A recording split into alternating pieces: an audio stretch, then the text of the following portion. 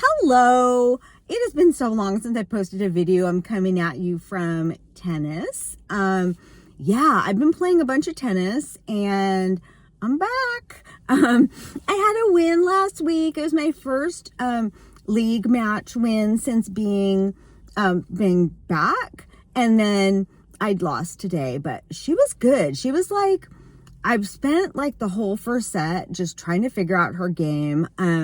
She's younger and very athletic. And I, got some games off of her, which I was proud of. But yeah, just if she was good, she could like end the points really fast. If I could engage her in longer points, then I could win. So, yeah, anyway, but it was good to be out there. I felt like it was a very competitive match. We played for like almost an hour and a half. So, I made her fight for it, and it's just, nice to be out there. And then I got asked or told about the 55 plus team, so we'll see. Yeah, anyway, so much has been going on. Oh my goodness, lordy. Gizmo update.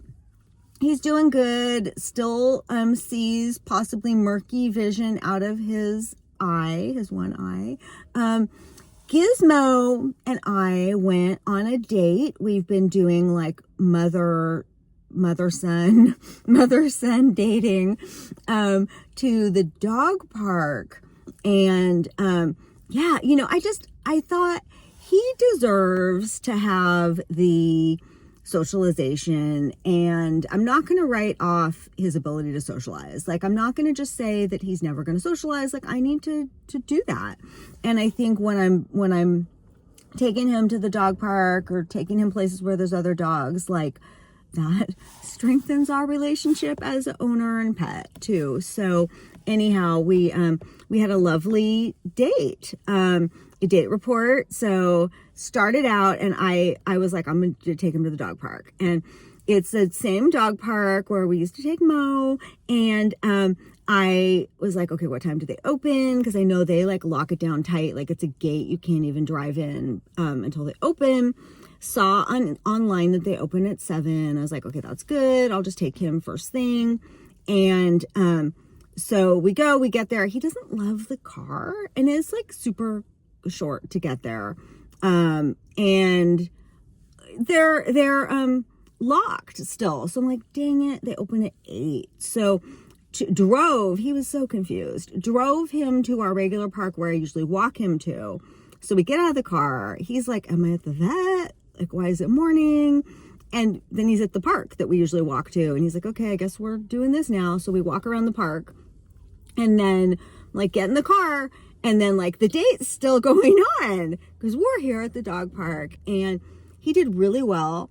We literally, like, he did do well. He doesn't like, sorry, my arm's getting tired because I just played tennis for 2 hours, an hour and a half plus a warm up. So he doesn't like when other dogs come up and sniff his butt, which that's what dogs do. Like, progress is he wasn't nipping at them or like growling at them if they were doing that. He was kind of just like scooting away, like, get off my butt. And then he was kind of just sniffing on his own solo. And the other owners were very nice to me. Like, big dog park is what I'm used to. Like, little dog park, people have like their little coffee mug and they're like chatting and knitting and stuff, like literally doing stuff. Like, big dog park, you're like, there's dogs everywhere. Like, this was more like, hey. And but Gizmo kept like sniffing around the door, and it has like that airlock double entry door. And it's just so funny. Like, he just, after like 3 minutes, he was just like, hey, I found the door. We can go. And it just reminded me at his vet, it's an eye doctor. And he always is so ready to go. Like, I'm paying the bill and he's like trying to leave. And the receptionist was like, even the blind dogs know where the door is. So Gizmo was ready. And I did a George Costanza. I was like, 5 minutes? I'm like, nice meeting everybody. We're out. And I thought, let's leave while we're ahead. Nobody got nipped at, nobody got bit, no growling. He was happy, I was happy. 5 minutes, we dipped out of there, and it was good. So that's the Gizmo update. I've been in trial, you guys. So this is my first trial back. I was a little concerned. My surgeon warned me a lot. He keeps bringing up you're a lawyer, you talk a lot, you talk for a living, you need to present yourself in front of people. I don't want to be made self-conscious over it, but he brings it up to me.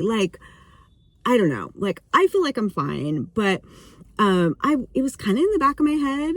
And then always I'm literally, I don't want people to think I had a stroke. I feel if I can just wear a little badge that says, hey, didn't have a stroke. But I mean, what are you going to do? So anyway, I was in trial, and this is kind of funny. The judge, luckily we're in trial in my courthouse where I'm at all the time. I didn't have to drive to a different court, distant court. And, yeah, it's an interesting case. The jury hung, which is they couldn't decide. So it'll be retried, which is kind of a victory in my world a little bit. Hey, they didn't convict him. But yeah, it was a carjacking and a robbery. Not really.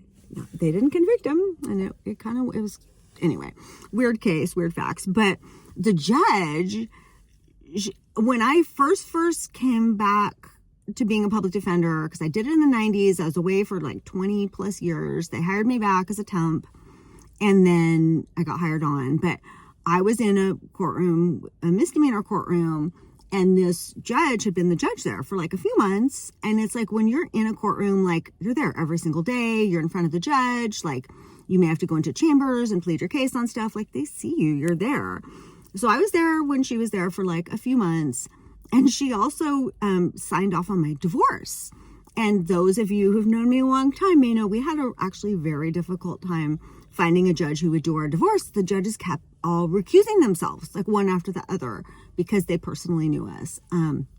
So it was a big issue. We were possibly going to have to hire a private judge or do something. Finally, this judge took it on. And so now if I appear in front of her, which I hadn't until this past week, I have to say hey, FYI, right at the beginning on the record, this judge did my divorce, but there's no conflict. I just need to say that because it affects me personally. So I got sent there for a preliminary hearing, and this was a day before the trial. And so we're out in the hall, we're all just talking, and I'm yeah, to the DA, I'm yeah, it's going to be kind of awkward. I need to remind her hey, you did my divorce and whatever, it's fine. So we get in there, and I say it. I say it at sidebar first before we're on the record, just so she's, prepared that I'm going to have to state this. She does not remember me. First of all, I use my full name, including my middle name, which is Drusilla, in court. I think I'm very memorable.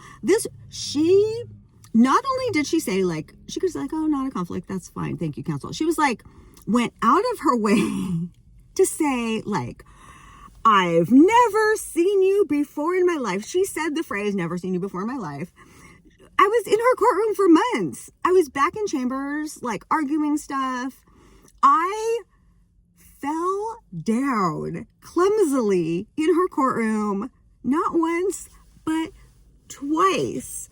Once, it was the way the carpet was, my shoe caught, I fell. It was really embarrassing. And then another time, the way the chair was on the carpet, I fell, forward on my face. So my face kind of hit the counsel table in her courtroom. This is you think in life how everybody's looking at you and oh my God, the most embarrassing thing is how am I ever going to get over this? You go from that to I've never seen you before in my life. It's there's probably a lesson in there somewhere. People aren't looking at you as much as you think. But yeah, and then so yeah, never seen you before in my life. Wouldn't know you if we met walking down the street. Okay. And then I got sent to her for trial.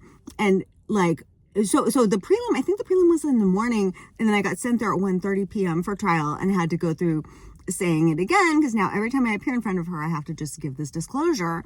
And then again, she's like, and as I said before, I've never seen this person before in my life before like this morning. So fine, whatever. Lovely woman for trial. She presided well over the courtroom, et cetera, et cetera. Quick case. But yeah, so baby, I'm back. I played tennis, had my first win and my first jury trial since I've been back, and it was not a conviction. So yeah, kind of winning. No, it was good. A lot going on, but good. And yeah, that's pretty much what's happening these days. And yeah, I can't say how happy I am to be back at tennis. Like, I don't know. And so, yeah, and I'm like beyond excited. This week, the BNP Paribas tournament at Indian Wells is starting, which most of the pros tell you it's their favorite tournament in the whole wide world. It's so great. They call it Tennis Paradise. You walk into the grounds. It's called the Tennis Garden. And you walk into the grounds, and it's just like, something about the air and the smell in the air. And it's paradise. And I'm actually going to the tournament in the desert twice. I'm going this upcoming week with some girlfriends. We're getting an Airbnb and doing a girls trip, which is going to be really fun. I saw the itinerary, and shopping is one of the itineraries. So I'm going to look for some tennis shoes. I need new shoes with a wide toe box. I keep breaking toenails. Ugh. And then I'm going to the fancy up close tickets for finals weekend with Matt in a couple weeks. So that'll be fun. And yeah, it's a good time. They have Handel's ice cream out there, so I may I don't want to fly too close to the sun, but also it's Handel's ice cream, so well, I'll pace myself. Maybe I won't have a large scoop every day of the tournament. So already beautiful, lovely, amazing people, wherever you are, whatever you're doing this weekend. I hope it's wonderful. I hope it's fun. Go get outside now that it's almost spring. Love you all so much, and I'll talk to you in my next one. Bye.